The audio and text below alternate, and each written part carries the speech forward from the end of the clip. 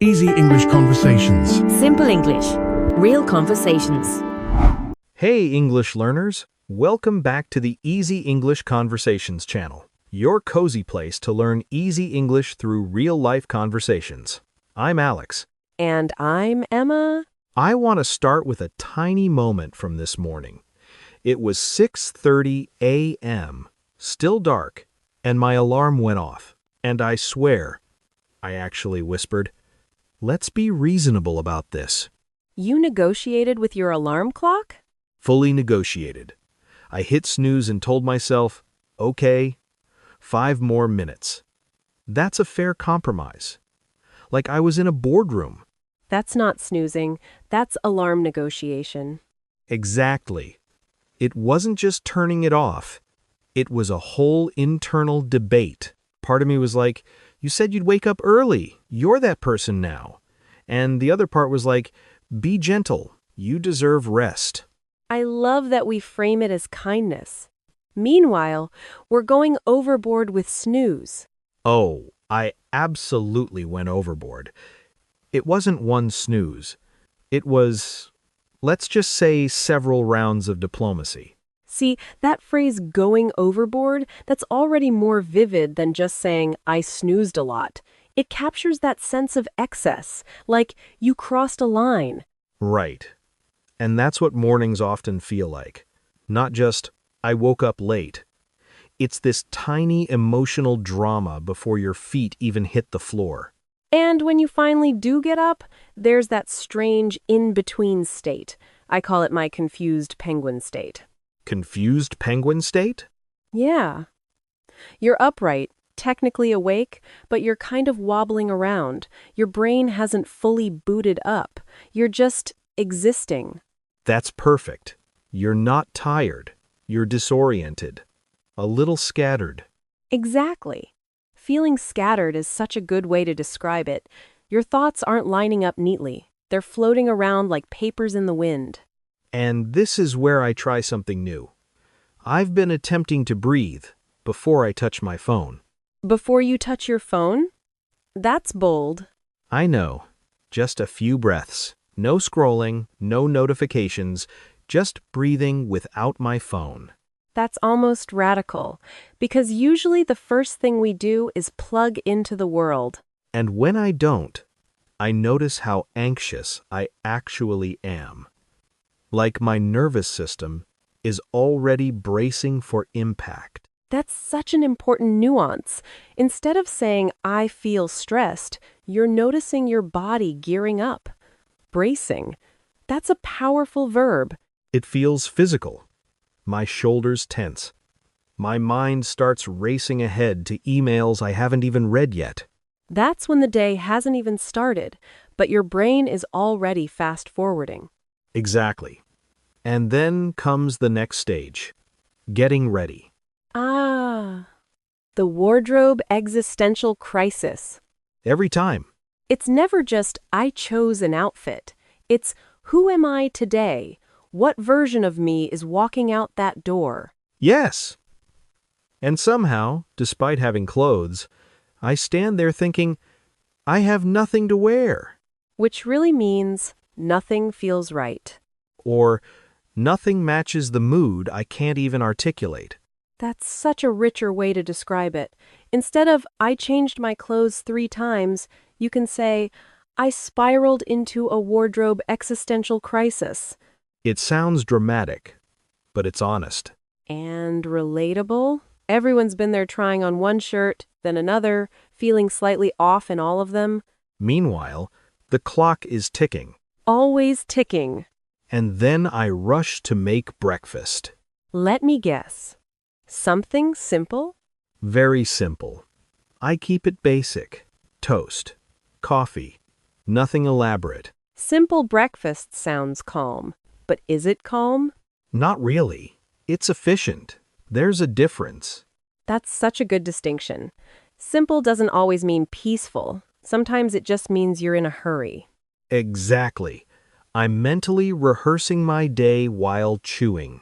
Multitasking before 8 a.m. And then comes my favorite ritual, the door checklist. Keys, wallet, phone? Keys, wallet, phone. Every single time. I pat my pockets like I'm about to board a plane. That's such a universal moment. And again, instead of saying, I checked my things, you can say, I ran through my door checklist. It captures that tiny flash of panic. Do I have everything? Did I forget something crucial? And that word crucial feels right, because in that moment, forgetting your keys feels catastrophic. It really does. And then I step outside, and the day officially begins. How's your commute lately? It's a mix. Some days I get into people watching mode. I love that. I just observe. The woman applying mascara on the bus. The guy half asleep, nodding off. The student frantically reviewing notes. People watching turns an ordinary commute into a storybook. It makes it less monotonous. That's another great word, monotonous. More textured than just boring. Exactly. But then there's the public transport drama. Oh, no. Delays. Announcements you can't quite hear. That tense energy when everyone checks their watch at the same time. That collective sigh when the train stops between stations. Yes. You can feel irritation spreading. That's such a vivid way to put it, irritation spreading, like it's contagious. It is. One person huffs, and suddenly the whole carriage feels heavier. And how do you respond? Do you get swept up in it? Sometimes. Other times, I just zone out. That's a useful phrasal verb, zone out. It's not sleeping. It's not thinking. It's drifting. Drifting is the perfect word. My eyes are open, but I'm not fully present. It's almost protective. Like your brain is shielding you from overload. That's interesting. I've never thought of it that way. I usually judge myself for it. Like, why can't you be productive during this time? But maybe zoning out is your nervous system taking a tiny break. That reframes it. Instead of wasting time, it's a micro reset. Exactly. And that's the beauty of language. The words you choose change the way you experience your own life. That's really the heart of what we're exploring today. Not just describing your day, but capturing the emotional layers. Because saying I went to work misses so much. It flattens everything. Your day isn't flat. It's textured. It's full of negotiations, tiny crises, small victories. Even something as ordinary as commuting has nuance. And when you start noticing that nuance, your English becomes richer. You're no longer stuck with basic adjectives like good or bad. Instead of, my morning was bad, you can say, I felt scattered. Or, I went overboard with snooze. Or, I spiraled into a wardrobe existential crisis. Which instantly paints a clearer picture. And it also feels more honest. There's something empowering about that, being able to articulate your inner experience precisely. So by the time I arrive at work, I'm already carrying all of that. The alarm negotiation, the commute energy, the subtle tension. You're not starting from zero. Not at all. I walk in, sit down, open my laptop, and then I see the task list. Let me guess. It's not short. It's never short. And that's when the emotional vocabulary shifts again. Exactly. Because there's a big difference between I'm busy and what I actually feel. So what do you actually feel in that moment? It depends on the day. Sometimes I look at the list and I immediately feel swamped. Swamped. That's such a strong word. Yeah. It's not just busy. Busy can almost sound productive. Swamped feels like you're underwater. Exactly. Like the tasks are waves crashing over you. You're trying to keep your head above water. And the key there is that sense of overwhelm. Not just quantity, but pressure. That's such an important distinction for learners. If you say, I'm very busy, it's neutral. But if you say, I'm completely swamped, it tells me you're struggling. And it's emotional. There's urgency in it. Do you always feel swamped when you see a long list? Not always. Some days I look at it and think, okay, I can whip through the easy tasks first. Whip through. I love that phrasal verb. It has speed in it. You're moving quickly, almost effortlessly. It suggests momentum, like you're slicing through your to-do list. Exactly. I'll answer a few emails, check off small items, and suddenly I feel capable. That's such a shift, from swamped to in control. But then there are those days where even the small tasks feel heavy. That's when I get frazzled. Frazzled is one of my favorite words. Same. It's so specific. It's not just stressed, it's stressed and slightly disorganized. Your brain feels tangled. Yes. Like your thoughts are fraying at the edges. That's such a good image. When I'm frazzled, I start making tiny mistakes. Typos. Forgetting attachments. Oh, the dreaded please see attached with no attachment. Exactly. That's a frazzled moment. And I notice my patience shrinks. A minor inconvenience feels huge. That's such a good way to put it. Your patience shrinks. When you're frazzled, your emotional bandwidth narrows. Emotional bandwidth. I like that. It's like you only have space for one thing at a time. Anything extra feels like too much. That's when meetings become dangerous. Dangerous? For my sanity, Fair. there are days when I'm already swamped or frazzled, and then I see a meeting invite pop up. And your heart sinks. Yes, that's the phrase. My heart sinks. That's such a vivid idiom. It captures that physical drop in your chest. Because sometimes meetings feel like they drain my social energy. Let's talk about that. Social energy is real. It absolutely is. Some people seem energized by meetings. They bounce from one call to the next. And others feel completely drained after 1 hour of discussion. I'm somewhere in the middle. If it's meaningful, I'm engaged. But if it's long and unfocused, I start mentally wiggling out of it. Wiggling out of meetings. That's such a playful way to describe it. It's like I'm physically there, but part of me is trying to escape. I've done that. Nodding along, but internally thinking, how can I wrap this up? Exactly. You're strategizing your exit. But then there's another layer. Sometimes avoiding meetings isn't laziness. It's protecting yourself from being drained. That's such an important reframe. Instead of, I'm antisocial, it's, I'm avoiding being drained. Language changes the narrative. You're not flawed. You're managing your energy. And that brings us to something deeper, how we think about productivity itself. Ah, yes. The philosophy of the workday. There's this common idea that haste makes waste. I love that phrase. It sounds old-fashioned, but it's so true.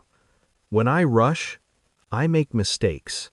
Then I have to fix them. Which wastes more time? Exactly. So on days when I'm tempted to rush through everything, I remind myself, slow down. But slowing down can feel uncomfortable. Very uncomfortable, especially when you're swamped. Because it feels counterintuitive. You think, if I'm overwhelmed, I should move faster. But sometimes the opposite is true. That's when deep work focus comes in.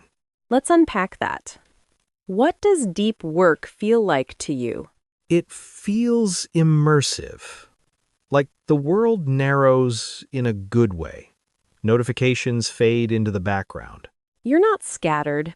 Not at all. I'm fully present with one task.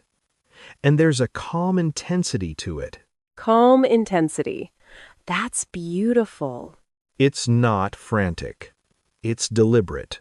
That's such a powerful word. Deliberate. It suggests intention. Exactly. I'm choosing to give this my attention. I'm not reacting. I'm acting. That shift from reacting to acting is huge. And interestingly, those are the days I don't feel swamped, even if I technically have a lot to do. Because the feeling of being swamped isn't just about volume, it's about fragmentation. That's it. When my attention is fragmented, I feel overwhelmed. When it's focused, I feel capable. That's such an important insight for anyone trying to describe their day in English.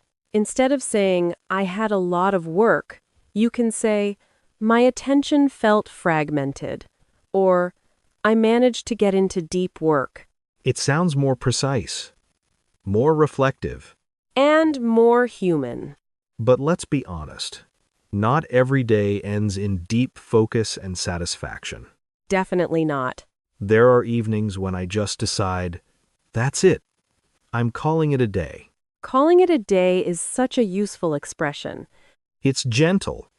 It's not quitting. It's recognizing your limit. That's such an important nuance. You're not giving up. You're acknowledging that you've reached a stopping point. Exactly. Sometimes pushing further would just make me more frazzled. Or lead to that haste makes waste cycle. Right. So I shut the laptop, even if the list isn't finished. How does that feel? Mixed. There's relief, but also a tiny voice saying, you could have done more. That voice is persistent. Very. But this is where the evening really matters. Yes, because how you reset determines how you show up tomorrow. And there are two versions of the evening, at least for me. Let me guess. The wholesome version and the phone trap version? Exactly. Okay, tell me about your wholesome version first. The wholesome version starts with a nervous system break. I don't even always call it that in my head, but that's what it is. What does that look like? Something simple. Cooking a basic meal. Playing music in the background. No rushing. Simple food and music. Yes. It sounds ordinary, but it feels grounding. I'm not trying to optimize anything. I'm just existing. That's so different from the morning efficiency. Completely different. In the evening, I try to soften. That's a beautiful verb. Soften. My shoulders drop. My breath slows down. I feel wholesome. Wholesome is such an underrated word. It really is. It means emotionally healthy, balanced, not extreme. And how do you know when you've actually reset? I feel rejuvenated. There's our next word. Yes. Rejuvenated isn't just less tired. It's like fresh energy has entered the system. Like you've been refilled. Exactly. I wake up the next morning and I'm not dragging myself out of bed. But then there's the other version. The phone trap. Walk me through that. I sit down just for a minute. I open social media. I scroll. And time disappears. Completely. I go overboard. There's that phrase again. Yes. I go overboard on social media. One video turns into 20. And how do you feel afterward? There's this midnight realization. Oh no. I look at the clock and think, why did I do that? That sinking feeling. Exactly. And I don't feel rejuvenated. I feel tired and slightly angry. Angry at yourself? Yes. It's not dramatic, just a low-grade irritation, like I betrayed my own intention to rest. That's such an honest way to put it. And again, instead of saying, I used my phone too much, you can say, I fell into a phone trap and ended up feeling tired and angry. It captures the emotional arc. Exactly. And that arc is what makes your day interesting to talk about. Because none of this is extraordinary. No, it's completely ordinary. And yet, when you describe it with nuance, it becomes rich material. That's the whole point. Your daily routine isn't boring. It's layered. From alarm negotiations to feeling swamped, from deep work to being frazzled, from wholesome resets to phone traps. It's a full emotional landscape. And the words you choose determine how clearly you can map that landscape. So maybe the real question is, how do we make these words stick? How do we move from just hearing swamped or rejuvenated to actually using them naturally? That's the challenge, right? It's one thing to understand a word when you hear it. It's another to reach for it in the middle of your own story. Exactly. Vocabulary only becomes yours when it attaches to your life. So maybe we should slow down and take a little word tour. I love that. A guided walk through the emotional landscape of an ordinary day. Let's start with swamped. If someone says, "I'm swamped," what are they really telling you? They're saying, I have more than I can comfortably handle. There's excess, there's pressure. It feels like the work is spilling over. And there's almost a loss of control. Yes, you're not just busy, you're struggling to keep up. So instead of, "I had a lot to do today," you could say, "I was completely swamped from the moment I opened my laptop." That paints a clearer picture. I can feel the weight of it. And then there's frazzled. Frazzled is different. It's not only about quantity, it's about your internal state. It's your nerves. Yes, when you're frazzled, your nerves feel worn out. You're jumpy, disorganized, a little scattered. You might say, "By the end of the afternoon, I was so frazzled I couldn't focus on a single sentence." That's perfect. It shows both emotion and consequence. And then we have rejuvenated. My favorite. How would you define it simply? Rejuvenated means you feel refreshed in a deep way, not just physically rested, but mentally and emotionally renewed. So after a wholesome evening, simple food, music, maybe a quiet walk, you wake up feeling rejuvenated. Exactly. There's a lightness to it. You're not dragging yourself into the day. And that's such a powerful contrast to tired and angry after the phone trap. That contrast is everything, because it shows how your choices affect your state. Then there's wholesome. Wholesome feels balanced, healthy, nourishing. It's not flashy. No, it's steady. You might say, I had a wholesome evening at home, and it implies that you did something that genuinely restored you. And it carries emotional warmth. Yes, it suggests integrity, like your actions aligned with your values. That's deep. Language can hold depth. What about cut to the chase? Ah, I love that one. It means get to the main point. Exactly. If someone is explaining their day in too much detail, you might gently say, let's cut to the chase. What was the highlight? It's direct, but not rude. Right. It's efficient communication. And then there's whip through. That one is all about speed and ease. You might say, "I whipped through my emails in 30 minutes. It implies momentum. It feels satisfying. Almost like you're ahead of the game. Yes, there's confidence in it. And of course, zone out. That's softer, more passive. I zoned out on the train and just stared out the window. Which isn't necessarily negative. Exactly. It can be restful. Or it can mean you weren't paying attention. Context matters. It always does. I think what's powerful here is that these words let you tell a story instead of listing events.